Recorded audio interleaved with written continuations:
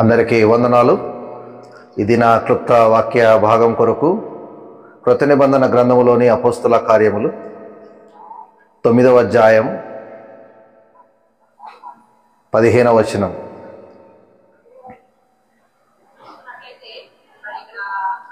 అందుకు ప్రభు, నీ వెళ్ళుము, అన్యజనుల ఎదుటను రాజుల ఎదుటను ఇశ్రాయేలు ఎదుటను నా నామం భరించుటకు ఇతడు నేను ఏర్పరచుకున్న సాధనమై ఉన్నాడు.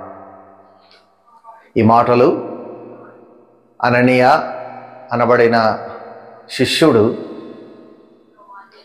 దేవుడు మరి స్వయాన చెబుతుంటున్న యొక్క మాటలు అపోస్తలుడైన పౌలు గురించి చెప్పే గొప్ప మాటలు, సాక్ష్యం. కేవలం అపోస్తలుడైన యొక్క పౌలుకు మాత్రమే దేవుడు ఇలాంటి సాక్ష్యమును ఇచ్చినాడు. ఈ వచనం యొక్క చివరి భాగంలో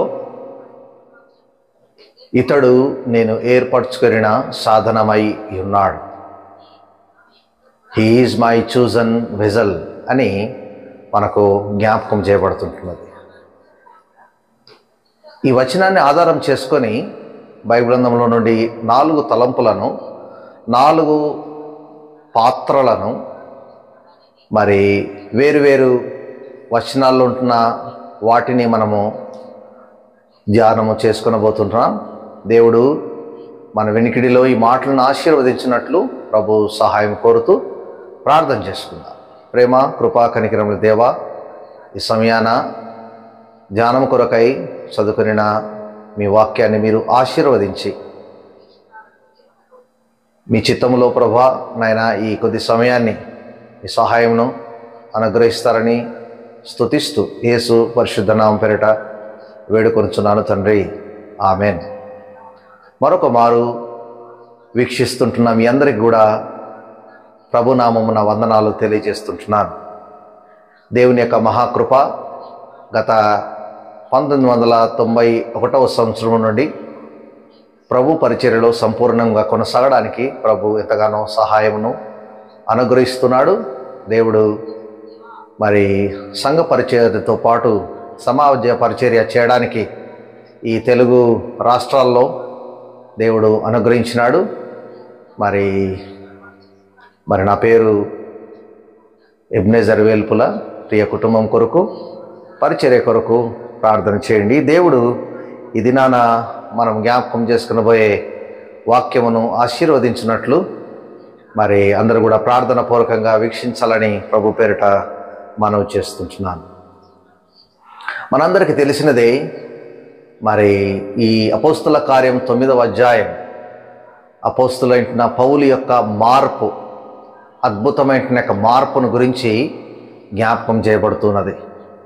దానికి ముందు తాను మరి చాలా భయంకరమైన జీవితం జీవిస్తూ ఉండగా తాను సౌలుగా పిలువబడుతున్న సందర్భము, ఈ భయంకరమైన జీవితం జీవిస్తుంటున్న విషయాలు మరి దమస్కులో లేక ఆ చుట్టుపక్కల ప్రాంతాల్లో అనేకులను పడిన వారు మరి సౌలును గురించి బాగా ఎరుగుదురు.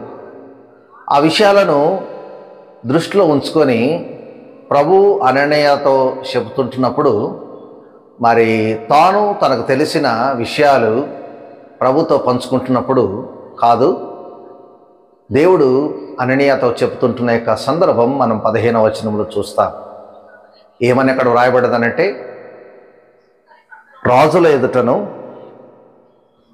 అన్యజనుల ఎదుటను ఇశ్రాయేలు ఎదుటను నా నామము భరించుటకు, చూడండి, నా నామము భరించుటకు ఇతడు నేను ఏర్పరచుకున్న సాధనమై ఉన్నాడు. దేవుడు ఒక గొప్ప ఉద్దేశముతో అపోస్తలుడైన యొక్క పౌలును దేవుడు ప్రేమించి తనను వాడుకునే యొక్క ఉద్దేశముతో దేవుడు యొక్క సాక్ష్యమును ఇస్తూ ఉన్నాడు. దేవుడు ఎవరిని గురించి ఏ సాక్ష్యం ఇచ్చినా కానీ ఒక ఉద్దేశం అంటూ తప్పనిసరిగా ఉంటుంది. ఆ విషయాన్ని మనము మన జీవితాల్లో కూడా గుర్తెరగడం చాలా ప్రాముఖ్యమైన విషయం. ప్రభువు స్వార్థపరుడు కాదు, ప్రభువు పక్షపాతి కూడా కాదు. పౌలు దేవుడే, ఈనాడు మన దేవుడు పౌలును ఏర్పరచుకునే దేవుడే మనల్ని కూడా ఏర్పరచుకున్నాడు. యోహాను సువార్త 15వ అధ్యాయం 16వ వచనంలో మీరు కాదు ఏర్పరచుకున్నది, నేనే మిమ్మును ఏర్పరచుకునిన వాడనుగా ఉన్నాను అని స్పష్టంగా తెలియజేస్తాడు. కనుక దేవుడు ఒకరి దేవుడు మాత్రమే కాదు, దేవుడు అందరి దేవుడు. యేసుక్రీస్తు అందరికి ప్రభు అని ఇదే అపుస్తల కార్యం 10వ అధ్యాయం 36వ వచనంలో కూడా జ్ఞాపకం చేయబడుతున్నట్లుగా మనం గమనించవచ్చు. నేను ముఖ్యంగా జ్ఞాపకం చేసే యొక్క విషయాలు ఏంటంటే, ఇతడు నేను ఏర్పరచుకున్న సాధనమై ఉన్నాడు అని అపోస్తులైన పౌలుని గురించి ప్రభు ఇచ్చే యొక్క సాక్ష్యాన్ని ఆధారం చేసుకొని మీకు తెలియజేసినట్లు 4 పాత్రలను, 4 విధములైన యొక్క పాత్రలను మీ దృష్టికి తీసుకొని రావాలని ఆశపడుతున్నాను. ఇక్కడ సాధనం అని పదం రాయబడినది, కానీ ఇంగ్లీష్లో వెజల్ అని వ్రాయబడినది. అంటే సాధనం అంటే మరొక అర్థం ఏమిటంటే మరి పాత్ర అని. పాత్ర అనగానే వాడబడే వ్యక్తి మాత్రమే కాదు, వాడబడే వస్తువు కూడా. అది వెజల్ అని మాత్రమే కాకుండా కొన్ని చోట్లలో దానికి మరి కప్ లేక గిన్నె అని కూడా, పాత్ర అని కూడా అక్కడ మరి పదాలు ఉపయోగించబడినట్లుగా గ్రంథములో మనం చూడవచ్చు. మొట్టమొదటిగా మరి అపోస్తలుడైన పౌలు యొక్క మార్పు మన జీవితాల్లో కూడా అలాంటి మార్పును కలిగి ఉండాలని, కలుగు చేయాలని, దేవుడు కలుగు చేసి దేవుడు వాడుకోవాలని ఆశిస్తూ ఉన్నాడు. ఈ గంభీరమైన దేవుని గొప్ప సంకల్పం, ఆ ఆలోచనను ఈనాడు నీవు నేను బావుగా గుర్తించడం చాలా ప్రాముఖ్యమైన విషయం. దేవుని బిడలబడింటున్న నీవు నేను మనం అందరం కూడా ఈ సత్యాన్ని బావుగా ఎరిగి ఉండడం చాలా ప్రాముఖ్యమైన విషయం. నేను త్వరగా 4 విషయాలను మీకు నేను జ్ఞాపకం చేస్తాను. ముఖ్యంగా మనము మరి శ్రమల దినాలు లేక గుడ్ ఫ్రైడే కంటే ముందు ఉన్న మరి ఈ దినములను మరి ఉద్దేశించి కొంత మరి దేవుని యొక్క గ్రంథాన్ని క్లుప్తంగా ఈ సమయాన్ని జ్ఞాపకం చేయాలని ఆశపడుకుంటున్నాను. మొట్టమొదటి పాత్ర అది క్రోధ పాత్ర. అది క్రోధ పాత్ర. యెషయా గ్రంథం 51వ అధ్యాయం 22వ వచనంలో ఆ మాటలు వ్రాయబడినాయి. దేవుడు ఆ క్రోధ పాత్ర అనేది పాపపు పాత్రగా మనం పిలవవచ్చును. తెలుగు కంటే కూడా ఇంగ్లీష్లో చెప్పడానికి చాలా బాగుగా గుర్తుండేలాగున మరి ఈ 4 విషయాలు కూడా మరి చెప్పడం జరుగుతూ ఉంది. మొదటి పాత్ర క్రోధ పాత్ర, అంటే పాపపు పాత్ర, అంటే కప్ ఆఫ్ సిన్, పాపపు పాత్ర. వాడబడే వ్యక్తి మాత్రమే కాదు, వాడుకునే యొక్క పాత్రను కూడా మనము మరి పిలిచే వారముగా ఉంటుంటాం. ఈనాడు నీవు నేను పాప సంబంధమైన పాత్రలుగా ఈనాడు నీవు నేను అసలు ఉండకూడదు. 2000 సంవత్సరాల క్రితం ప్రభు ప్రేమించి పరలోకాన్ని వదిలి ఈ లోకానికి రావడం యొక్క ప్రధాన ఉద్దేశం, కన్యక అయిన మరియమ్మ గర్భాన యేసు ప్రభు వారు పుట్టుట యొక్క ప్రధాన ఉద్దేశం, యేసు అని పేరు పెట్టబడటకు ప్రధాన ఉద్దేశం. మత్తయి సువార్త 1వ అధ్యాయం 21వ వచనంలో మనం ఎరుగుదం ఏమిటంటే, తన ప్రజలను వారి పాపముల నుండి ఆయనే రక్షించును గనక ఆయనకు యేసు అని పేరు పెట్టబడును. లోకము లోనికి రావడానికి యేసు అని పేరు పెట్టబడడానికి గల ప్రధాన కారణం ఏమిటంటే, అన్నిటికంటే ముఖ్యముగా మానవులను బడింటున్న యొక్క వారి జీవితాల్లో పాపులుగా ఉంటున్న వారి యొక్క జీవితంలో నుండి పాపము తీసివేయడానికి, పాపము నుండి వచ్చే శాపమును తీసివేయడానికి, ఆ పాపము పరిణామము నుండి కలుగజేయబడే మరణము నుండి రక్షించడానికి ప్రభు మరి జన్మించినట్లు, ఈ లోకానికి వచ్చినట్లు మనము ఆ వచనం ద్వారా మనం తెలుసుకుంటాం. మొదటిది పాత్ర ఏంటంటే పాపపు పాత్ర. ఈనాడు మనము సమకూర్చుకుంటున్నది ఏంటి? ఈనాడు మనము సంపాదన చేయాలని ఆశిస్తూ ప్రాకులాడుతుంటున్న యొక్క పరిస్థితి ఏంటి? దేవుడు మనకిచ్చిన యొక్క కృపను బట్టి కొంతమంది పరిచర్యలో, కొంతమంది వేరువేరు ఉద్యోగాలలో, లేక వేరు వ్యాపారాల్లో, వేరు రంగాలలో పనిచేయడము తప్పేమీ కాదు.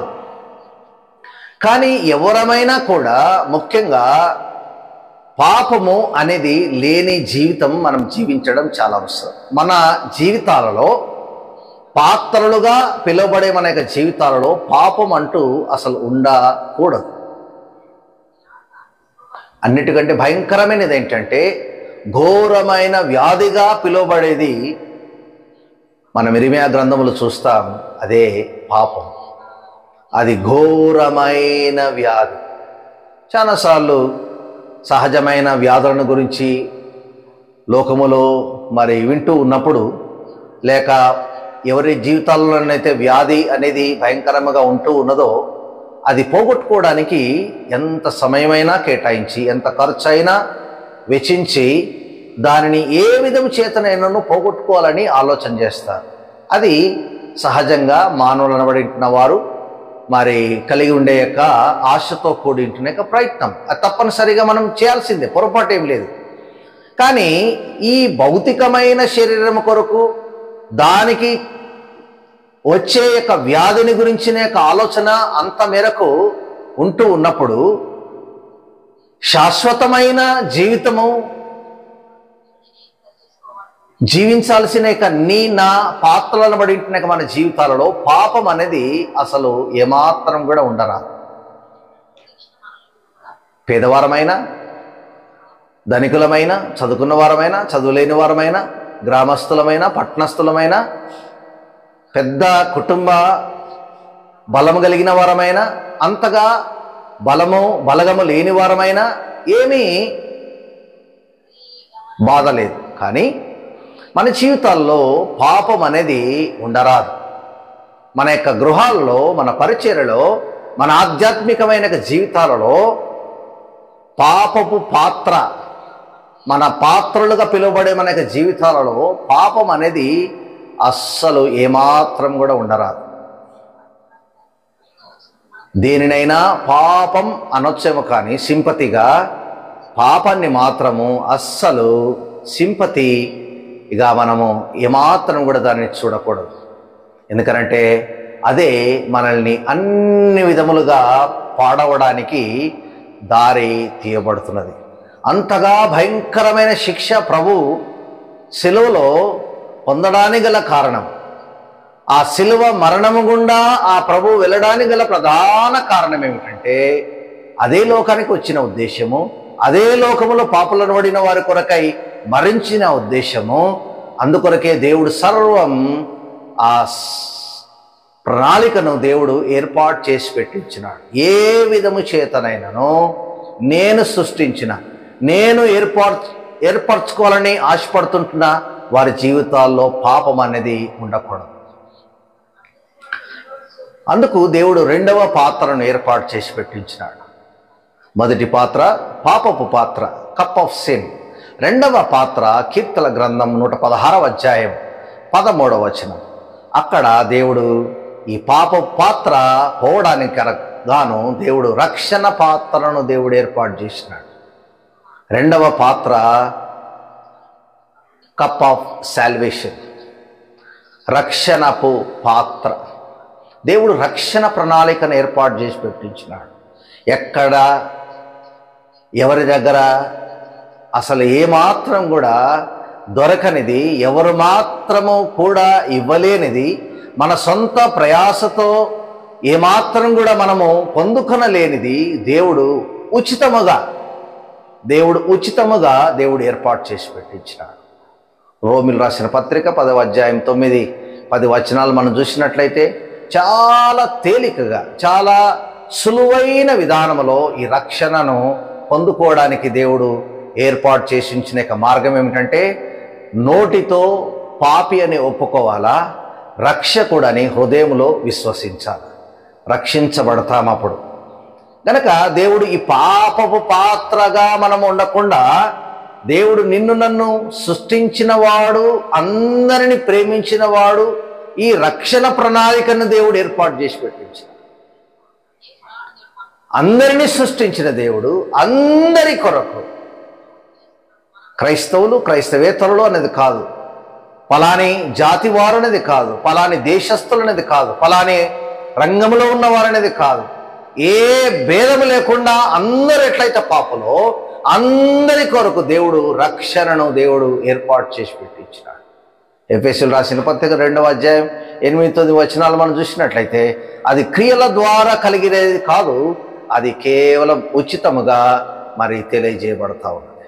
ఈనాడు నీవు నేను మనమందరం కూడా పాపపు పాత్ర నుండి మనము విడుదల పొందుకోవడానికి గాను దేవుడు రక్షణ పాత్రను దేవుడు ఏర్పాటు చేసి పెట్టించినాడు. ఈనాడు ఆ రక్షణ అనేది ఎంత గొప్పదో, ఎంత గంభీరమైనదో ఈనాడు నీవు నేను ప్రతి వారము కూడా బ్రతికి ఉండగా మాత్రమే అవకాశం. ఆయుష్ ఇచ్చిన ప్రతి వారికి దేవుడు ఈ మాటలు వినిపిస్తున్నాడు అని అంటే రక్షణ గురించి ఒక మంచి అవకాశం ఇస్తున్నాడు. షాపింగ్ కొరకు ఎవరైనా వెళ్ళాలనుకున్నప్పుడు ఆఫర్లు ఏమున్నాయా అని ఆలోచన చేస్తాం.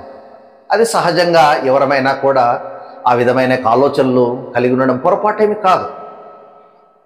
ఎక్కువలో ఉన్నది తక్కువలో ఏ విధంగా వస్తుంది, ఎక్కడ వస్తుంది, ఏ విధంగా వస్తుంది అని ఆలోచన చేస్తుంటుంటారు. దేవుని బిడ్డలబడి ఉంటున్నాక నీవు నేను ఎంతగా వస్తుంది, తక్కువగా వస్తున్న యొక్క మరి విషయం కాదు యొక్క రక్షణ. దేవుడు ఆ ఎఫెసీ పత్రికలు అంటాడంటే ఉచితం, దేవుడు వరముగా, బహుమానముగా, దేవుడు అంత గొప్ప గంభీరమైన రక్షణ, నరకము నుండి తప్పించబడే, పాప శిక్ష నుండి కాపాడబడే ఆ రక్షణను దేవుడు ఉచితముగా అనుగ్రహిస్తున్నాడు. కనుక మొదటిగా మనం జ్ఞాపకం చేసుకున్నది క్రోధ పాత్ర అనే పాపపు పాత్ర. రెండవది దేవుడు ప్రేమించి రక్షణ పాత్రను దేవుడు ఏర్పాటు చేసి పెట్టించినాడు. ఎవరైతే రక్షణ పొందుకుని వారుగా ఉన్నారో వారు విశ్వాసులుగా తీర్చబడుతూ ఉన్నారు.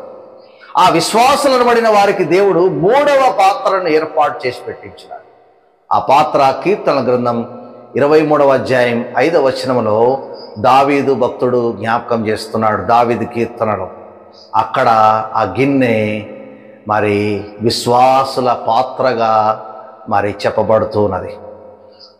ఆ పాపము నుండి తప్పించబడి రక్షణ పొందుకున్న దావీదు యొక్క జీవితంలో విశ్వాసిగా తీర్చబడిన తనని తాను కానీ తన యొక్క కుటుంబము కానీ తనని ఎరిగిన వారు ఎవ్వరు కూడా ఊహించని విధముగా రక్షించబడిన నాకు ఇష్టానుసారుడైన మనుషుడుగా ఏర్పాటు చేసుకున్న ఆ దావీదు యొక్క విశ్వాస జీవితాన్ని ప్రేమించి విశ్వాస పాత్రగా దేవుడు ఏ విధంగా చేస్తున్నాడంటే తాను ఇచ్చే సాక్ష్యం స్వయముగా దావీదే పలికే యొక్క మాటలు ఆ వచనములో నా గిన్నె నిండి పొర్లుచున్నది. దేవుడు పాత్రలను దేవుని ఎరిగిన తర్వాత ఖాళీగా ఉంచడము తాను ఎంత మాత్రం కూడా ఇష్టపడాడు. దేవుడు ఈ పాత్రలను తన ఆశీర్వాదములతో ఆధ్యాత్మికమైన దీవెనలతో దేవుడు నింపాలని ఆశపడుతున్నాడు. ఎవరైతే పాపిగా ఉండి రక్షించబడిన వారుగా ఉండి మూడవదిగా విశ్వాసిగా తీర్చబడిన వారుగా ఉండి అనుభవం కలిగిన వారు ఎవరైతే ఉన్నారో వారిని దేవుడు సమృద్ధితో కూడిన గిన్నె నిండగా పొరులే రీతులుగా దేవుడు ఆ పాత్రను ఆశీర్వదించువాడు.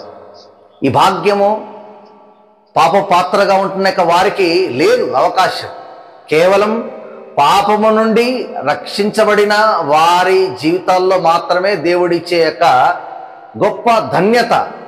ఈనాడు చాలాసార్లు దేవుడిచ్చేవి కావాలి, కానీ దేవుడు వద్దు అనే సమాజంలో మనం ఉన్నాం. బువ్వ కావాల కానీ అవ్వ వద్దు అనే మరి లోకములో మనం సామెత వింటా ఉంటుంటాం. అంటే దేవుడిచ్చే ఆశీర్వాదాలు అందరికీ కావాలా, కానీ దేవుడు వద్దు. అది సాధ్యం కాదు. దేవుడిచ్చే ఆశీర్వాదాల కంటే దేవుడే ముఖ్యం. ఒక మాట చెప్పాలనంటే స్వర్గము కంటే కూడా ముఖ్యము దేవుడే, యేసుక్రీస్తే. మానవుని సృష్టించినాడు. మానవుడు సదాకాలం తనతో పాటు ఉండడానికి కొరకు దేవుడు స్వర్గాన్ని ఏర్పాటు చేసి పెట్టించినాడు. చాలామంది దేవుడి ఇష్టమా అంటే కొంతమంది తడబడుతుంటుంటారు, కొంతమంది ఇష్టం లేదంటుండవచ్చును, కొంతమంది ఇంకా ఆలోచన చేయలేదంటుండవచ్చును, కొంతమంది మాకు అవసరం లేదంటుండవచ్చును. కానీ స్వర్గం కావాలని ఒకవేళ అడిగినారనుకోనండి ఎవరైనా, అందరూ కూడా ఇష్టపడేది, అందరూ కూడా అక్కడికి వెళ్ళాలని ఆశపడేది. అది ఎవరి జీవితంలో సాధ్యమవుతుందంటే పాపము అనే పాత్ర నుండి రక్షణ అనే పాత్రను పొందుకునే అనుభవం కలిగిన వారికి మాత్రమే అది దక్కుతుంది. విశ్వాసిగా తీర్చబడి ఉంటున్నాక వారి యొక్క పాత్రను దావీదు సాక్ష్యం ద్వారా మనం వింటున్నాం. ఏమిటంటే అది గిన్నె నిండి పొరలే పాత్రగా. ఈ మూడవ పాత్ర ఏంటంటే మరి కప్ ఆఫ్ సఫిషియన్సీ, సమృద్ధితో కూడింటున్న యొక్క పాత్ర. ఈనాడు దేవుని బిడ్డలబడింటున్న మన జీవితాల్లో అది సమాధానమే కానీ, అది స్వస్థతే కానీ, అది సంతోషమే కానీ, మరి ఏది అయినప్పటికీ కూడా సమృద్ధి, దేవుడు గిన్నె నిండి పొరలే ఆశీర్వాదమును విశ్వాసాలను పడిన వారికి దేవుడు అనుగ్రహించేవాడు.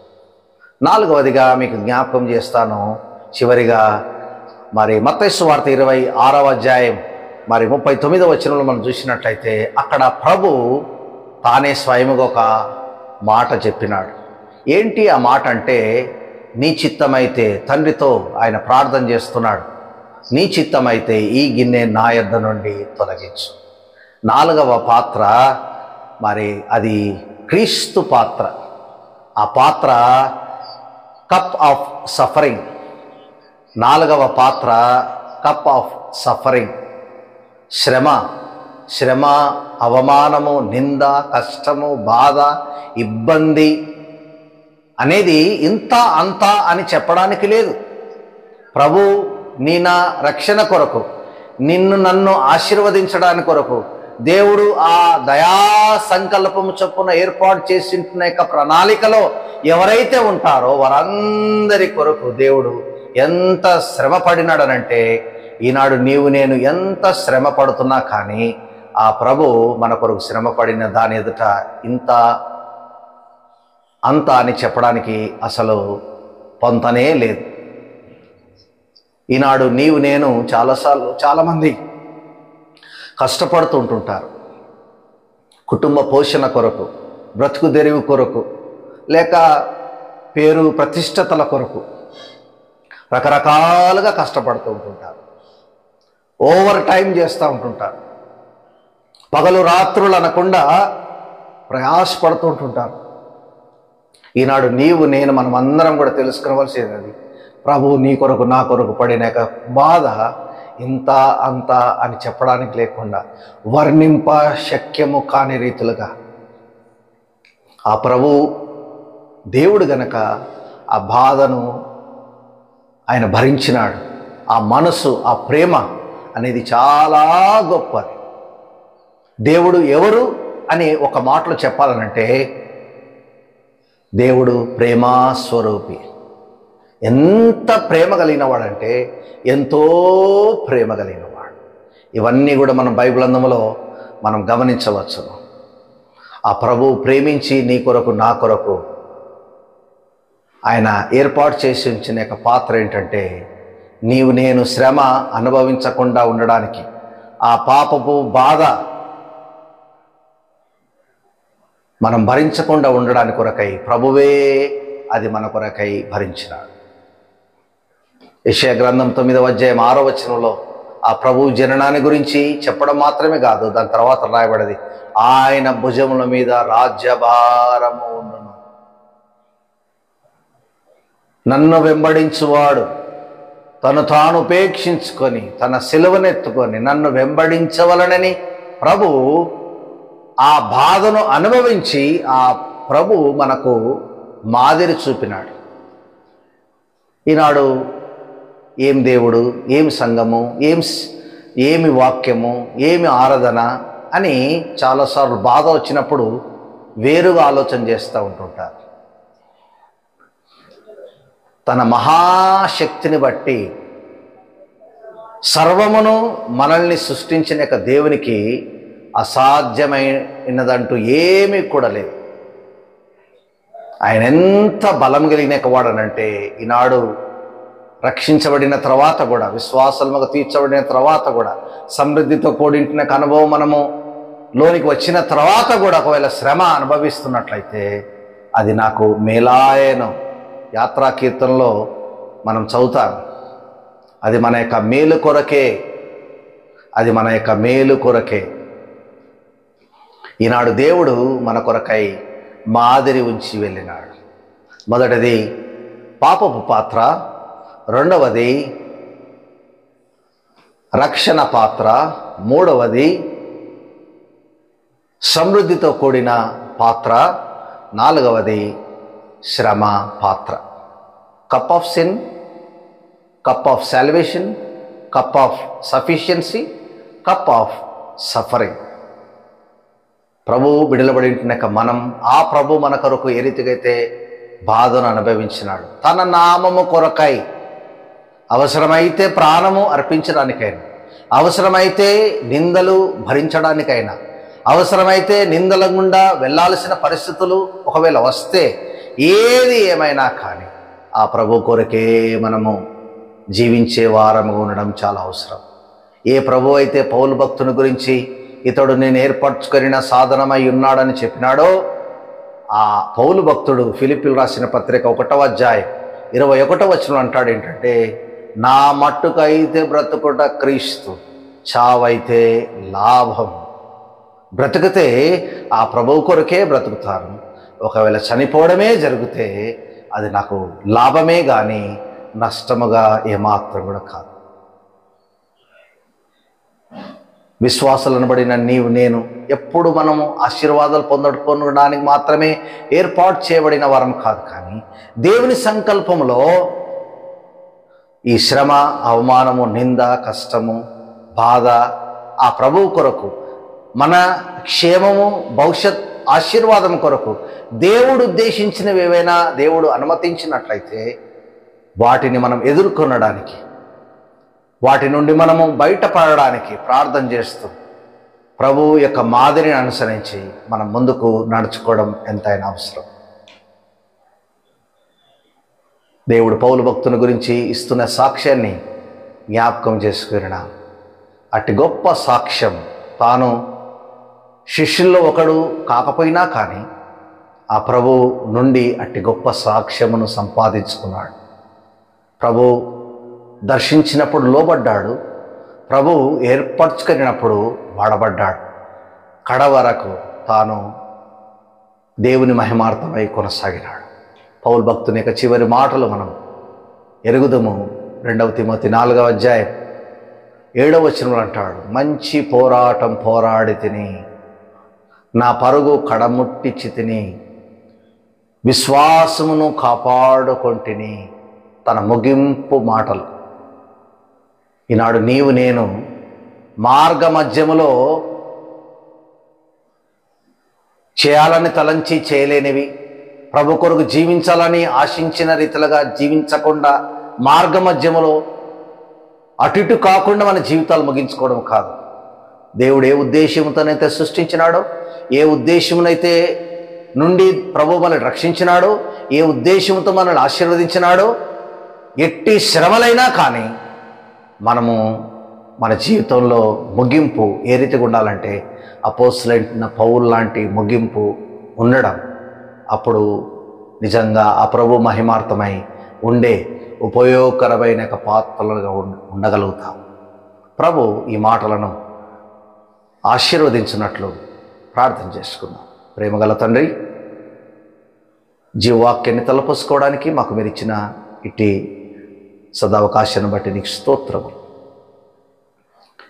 నీ నామపేరట ప్రభా ఈ మాటలు ఎంతమందికైతే మరి చేరుతున్నాయో ప్రతి వారికి నాయన ఆశీర్వాదకరంగా, ఆధ్యాత్మికంగా ఆశీర్వాదకరంగా ఉండనట్లుగా ఆశీర్వదించండి. మహిమ పొంది హెచ్చించుకున్నామని యేసు పరిశుద్ధ నామపేరట వేడుకొనుచున్నాను తండ్రి. ఆమేన్.